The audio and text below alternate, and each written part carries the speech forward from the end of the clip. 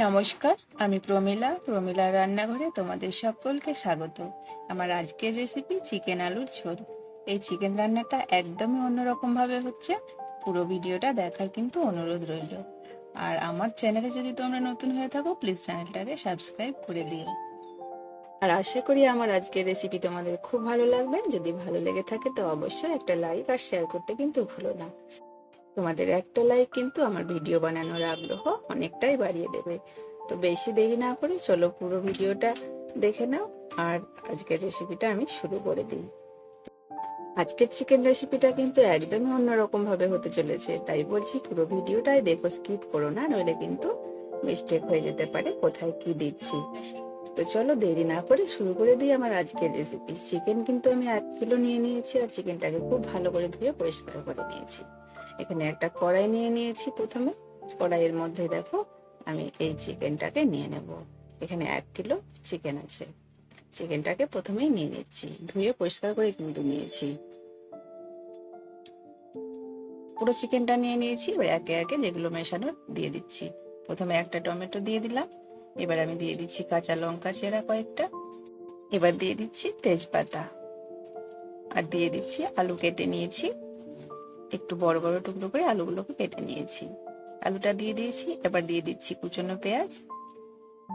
এবার একটা মশলার পেস্ট বানিয়ে নিয়েছি, সেই মশলাটা দিয়ে দেবো। মশলাটার মধ্যে আছে আদা, রসুন, শুকনো লঙ্কা, জিরে, ধনে। তার আগে দিয়ে দিচ্ছি হলুদ গুঁড়ো আর স্বাদ মতো লবণ। তো ওই মশলাটা কিন্তু আমি একসঙ্গে বানিয়ে নিয়েছি, মিক্সিতে পেস্ট করে নিয়েছি। তোমরা গুঁড়ো মশলা দিলে গুঁড়ো মশলা দিতে পারো, জিরে ধনেটা। আমি একসঙ্গে সব পেস্টটা করে নিয়েছি। তো পুরো মশলাটা আমি দিয়ে দিলাম। এবার সব শেষে দিয়ে দিচ্ছি সর্ষের তেল। ব্যাস, এখন অবধি আর কিছু দেবার নেই। তেলটাকে ঢেলে দিচ্ছি।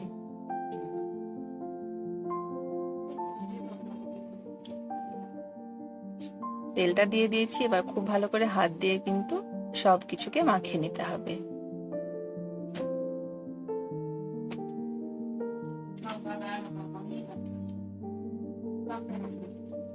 খুব ভালো করে কিন্তু মাখিয়ে নিয়েছি। এইভাবে চিকেন রান্না করে তোমরা কোনোদিনও হয়তো খাওনি, কিন্তু আমি বলবো আজকের রেসিপিটা দেখার পর থেকে এভাবে চিকেন বানাবে, ভীষণ রকম ভালো লাগে। অন্য একটা স্বাদ।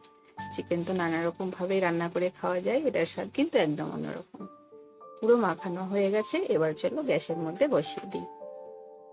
গ্যাসটাকে অন করে দিয়েছি। এবার আমি কড়াইটা বসিয়ে দিচ্ছি গ্যাসের মধ্যে। আঁচটাকে আরো একটু বাড়িয়ে দেব। আর এখন আর একটু নেড়ে দিয়ে খুন্তি দিয়ে তারপর ঢাকা দিয়ে 7-8 মিনিট রান্না করে নেব। তো আরো একবার আমি নেড়ে দিলাম, এপিট ওপিট করে দিলাম। এবার ঢাকা দিয়ে দিচ্ছি, আর আঁচটাকে কিন্তু বাড়িয়ে দিচ্ছি।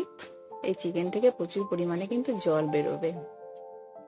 8 মিনিট পরে আমি ঢাকাটা খুলে আরো একবার নেড়ে দেবো। এইভাবে ঢাকা দিয়ে ঢাকা খুলে রান্নাটা আমাদের কমপ্লিট করতে হবে। তো দেখো কতটা জল বেরিয়েছে চিকেন থেকে। তো খুব ভালো করে নেড়ে দিতে হবে, তাহলে কড়াইয়ের নিচে মশলাগুলো কিন্তু ধরে যাওয়ার সম্ভাবনাটা কম থাকবে। আবারও ঢেকে দেব। আবারও 7-8 মিনিটের মতো রেখে দেব।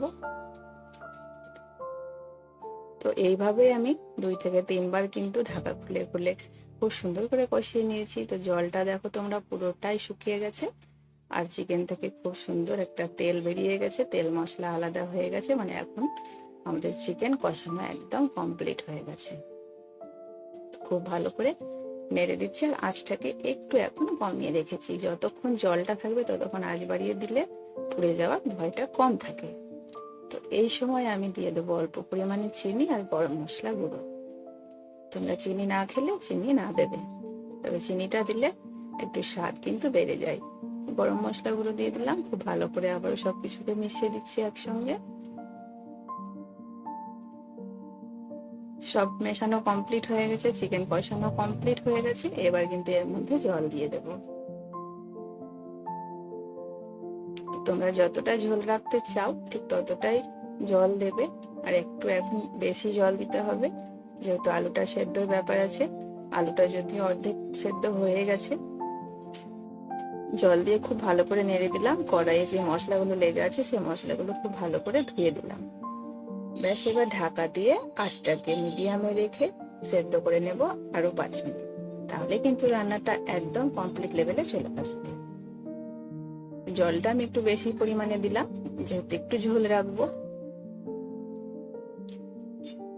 5 মিনিট পরে কিন্তু আমি ঢাকাটা খুলে দিয়েছিলাম। ঠান্ডা হয়ে গেছে, চিকেন রান্না একদম কমপ্লিট হয়ে গেছে। তো আশা করি তোমাদের রেসিপিটা ভালো লেগেছে। তো আবারও বলছি, যদি আমার চ্যানেলে তোমরা নতুন হও তো প্লিজ চ্যানেলটাকে সাবস্ক্রাইব করে দিও, আর এরকম ঘরোয়া রান্না পেতে পাশে থাকা বেল বাটনটি অবশ্যই ক্লিক করে দিও। আর আজকে এই পর্যন্ত, দেখা হবে পরের ভিডিওতে। ভালো থেকো, সুস্থ থেকো।